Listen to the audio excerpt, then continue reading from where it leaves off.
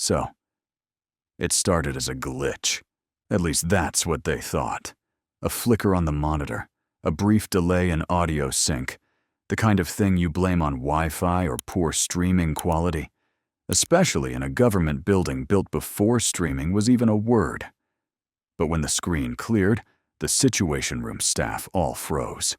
There he was, Donald J. Trump, wearing a pair of enormous, gleaming black VR goggles, not on a video call, not at home, not at Mar-a-Lago. He was in the West Wing, in the flesh, and still, somehow, not fully, there. "Is that VR?" someone whispered. "Where did he even get that?" someone else asked. Nobody had answers, only the moment, and the surreal sense that they were watching a very particular line being crossed. Because when the President of the United States walks into a top-level cabinet meeting, waving his arms in the air like he's playing Fruit Ninja on expert mode, people tend to notice. And when he starts saying things like, "I just toured the new battlefield from the sky," that's when things get a little more complicated. The incident would go viral within hours. But what no one outside that room realized, at least not yet, was that this wasn't a one-off. This was the new normal. Trump had found the Metaverse. And in his mind, he was never coming back. 3 days earlier, it began innocently enough. A package arrived at the West Wing with no return address, just a gold-embossed label that said, Meta Presidential Edition. Inside, a top-of-the-line VR headset, custom-made, with gilded trim, and the words, Commander-in-Chief, etched into the side. He called it the Trumpverse. Nobody knew who sent it. Nobody asked. Trump put it on during a quiet morning, supposedly just to check it out. That's when everything changed. Staffers heard the first murmurs through the door. Gasps, laughter. At one point, he was shouting, "This is better than Air Force One!" By the afternoon, he canceled all in-person briefings and asked his military advisors to come meet him in the simulation. It wasn't a joke. He had moved the Oval Office online. General McDougal was the first to speak out, anonymously, of course. They told us to log into this private Metaverse server. I thought it was a prank, but then I saw him. According to the general, Trump had constructed a digital replica of the White House, except it was 3 times larger and floating above an ocean made of gold. Inside the VR West Wing, Trump was no longer 78. He was a chiseled, 6'5" gladiator wearing a chrome suit with an eagle-shaped cape. His avatar's voice had an echo filter. He referred to himself in the third person. "Trump has reviewed the strike plans," he said. "They are tremendous." When the general tried to explain the real-world logistics of troop movements, Trump waved him off with a glowing virtual hand. "I've already seen it. I flew over the terrain in God mode."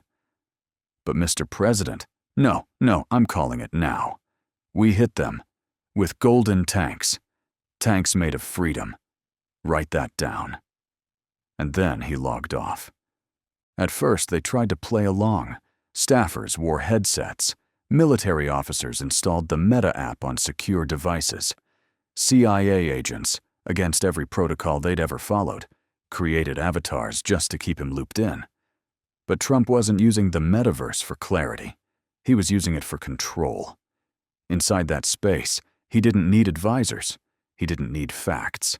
He just needed belief. And every time someone questioned him, he'd teleport away, literally, vanishing into digital clouds, while muttering things like, "They're not ready for this level of genius." Soon, briefings turned into game shows.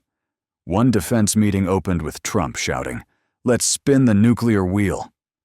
Another time, he summoned a 50-foot-tall statue of himself holding the Constitution in one hand and a cheeseburger in the other.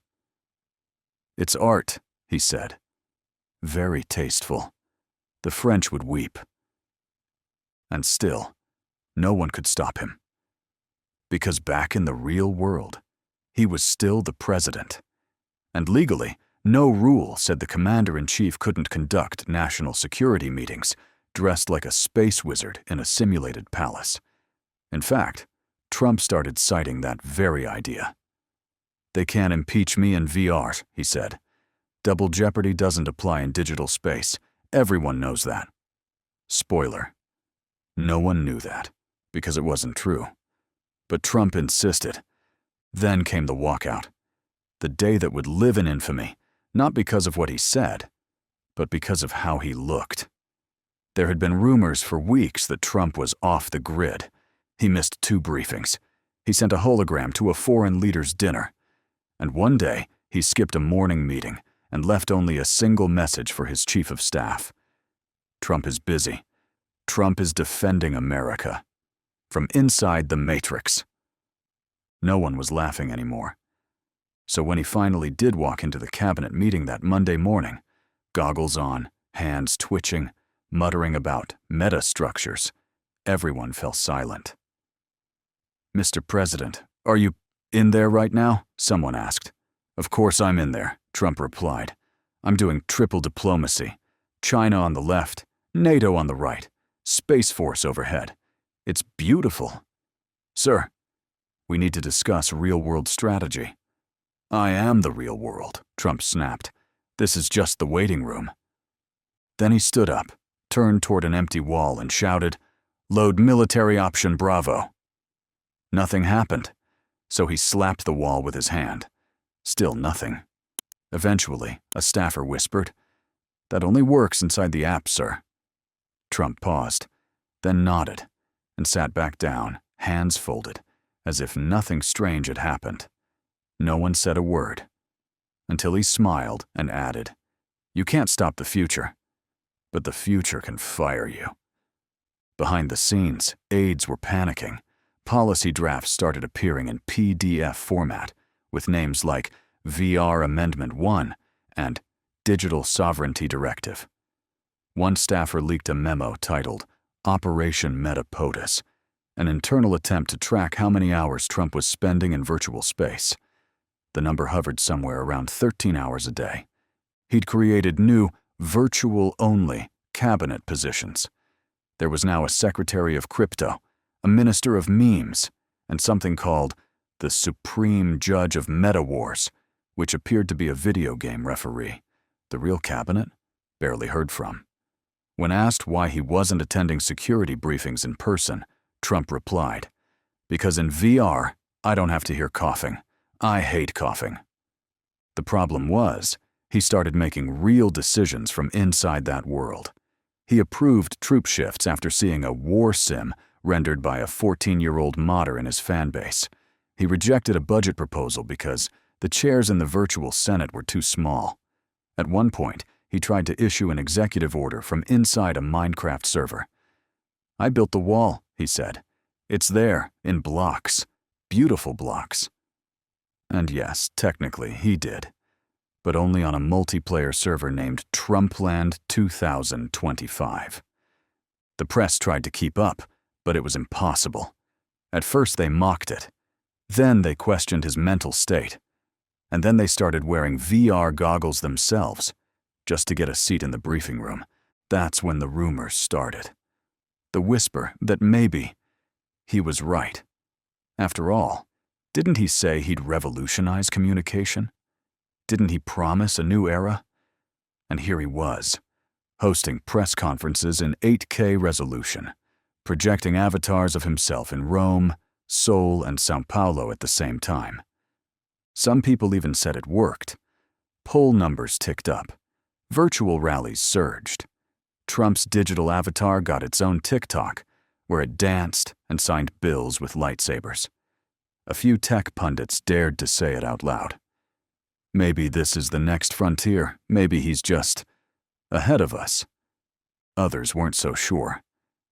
Because what do you do when the most powerful man in the world stops believing the world is real? One aide, who spoke off record, summed it up like this: "I don't think he's disconnected. I think he finally connected.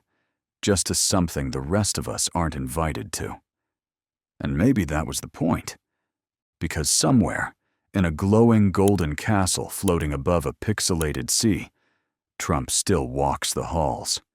He still holds meetings, still gives orders. He calls it the Meta Cabinet. He says it's the only cabinet that matters. And in that world, everything happens his way. No red tape, no press scrutiny, no laws, just belief, just Trump. So the next time you hear a decision that doesn't make sense, a military move based on a map no one's ever seen, a law signed during what was supposedly off hours, a press release that sounds like it came from a video game, just remember, he's still out there. Somewhere, wearing goggles, running America from the Metaverse. This is the irony. And that's the irony. So, disclaimer. This video is a work of satire and fiction. It is intended for entertainment purposes only and should not be interpreted as fact, news, or a representation of real events. Any similarities to actual persons, living or dead, or actual events, is purely coincidental.